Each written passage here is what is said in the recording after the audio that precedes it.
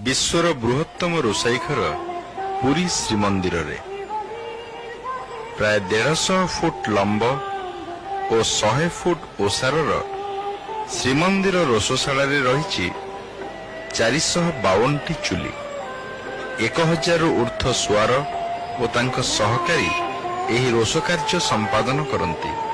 हजार हजार संख्यक माटी कुडुआणी रोषशाला रंधन पात्र भावे व्यवहृत हुए। एही रोषशाला अन्न खेचुड़ी कानिका डाली तरकारी सांगू पिठा मध्य प्रस्तुत हुए। साधारण दिन में 30 क्विंटाल और पर्वपर्वाणी बेले 150 क्विंटाल जाए अन्न रंधा जाए एही श्रीमंदिर रे।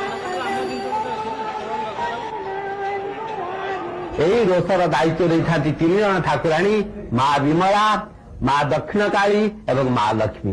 प्रत्रान्न पातिका लक्ष्मी स्वयं भोक्ता जनार्दन अर्थात प्रत्येक दिन माँ लक्ष्मी महाप्रसाद रंधन करती एवं ताकू जगन्नाथ ही ताकू ग्रहण करते।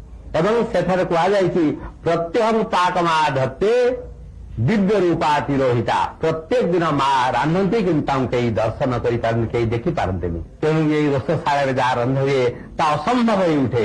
समस्त रोग भल करें एवं समस्त विपद खंडन करें एवं महाप्रसाद भक्त नहीं सबुठ पवित्रतम।